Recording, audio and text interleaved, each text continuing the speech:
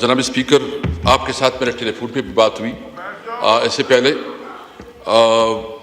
मैंने इसको चूँकि पार्लियामेंट्री इजलास था हमारा, इसकी वजह से हमें पता नहीं चला कि वो रेजोल्यूशन कौन लाया, क्या हुआ। लेकिन चूँकि वो रेजोल्यूशन मैंने उसको पुट नहीं किया, मैंने उसको रहने दिया। ये मैंने आइज और नोज नहीं करा। बहुत मेहरबानी जी। जनाब स्पीकर, मैं एक आपको पता है और आप भी उस वक्त इस हाउस के मेंबर थे।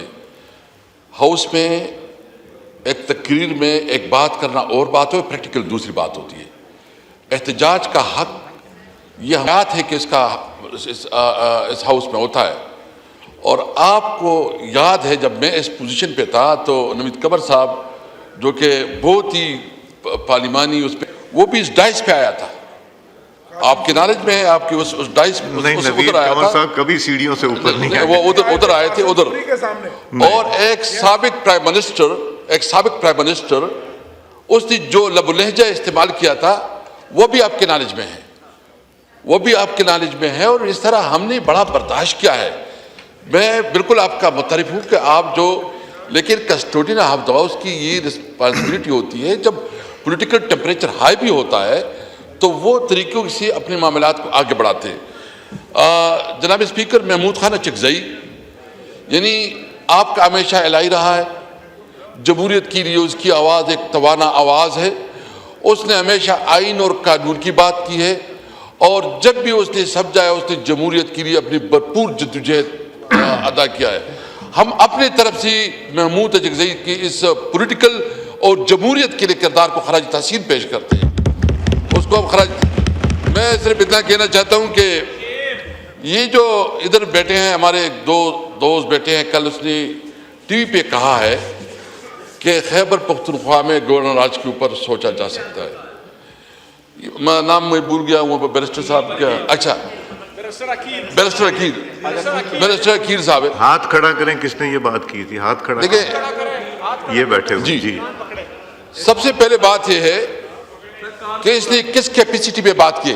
सबसे पहले तो गैर जमहूरी और गैर जमीरी इन्होंने अपनाया है, हुकूमत के एक नुमाइंदे ने अपनाया है कि एक सूबे में एक जमहूरी जो सबसे ज्यादा वोट ले चुके हैं, जो उधर सबसे ज्यादा पॉलिटिकल पार्टी जो सबसे ज्यादा पॉपुलर पार्टी है, पार्लियामेंट सबसे बड़ी पार्टी है, उसके खिलाफ ये कह रहे हैं कि गवर्नर राज के ऊपर सोचा जा सकता है। ये आप सोच सकते हैं, आप भी गलतफहमी जो है गलतफहमी में रहे, ये याद रखें। इस तरह नहीं है। देखिए, हम अपना जमहूरी जद्दोजहद भी करेंगे, हम एहतजाज भी करेंगे, अपना स्ट्रगल भी करेंगे। आप क्यों कहीं नहीं बोलते?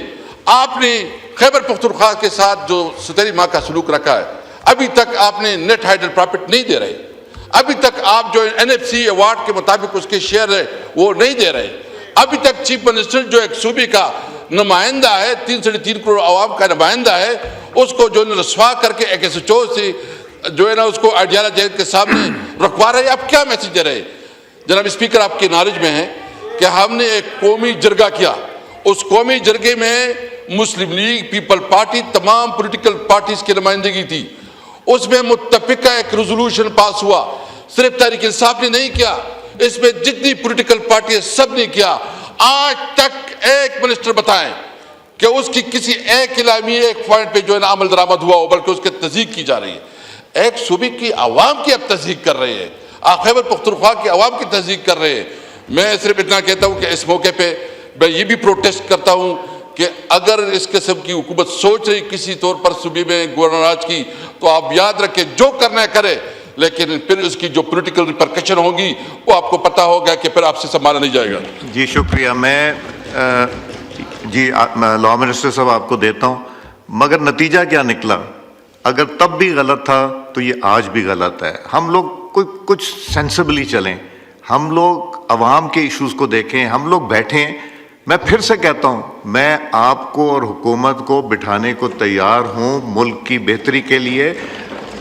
सियासत एक दिन आएगी, हम रिटायर हो जाएंगे, तो क्या ये ताल्लुक आपका मेरा ख़त्म हो जाएगा या इन लोगों के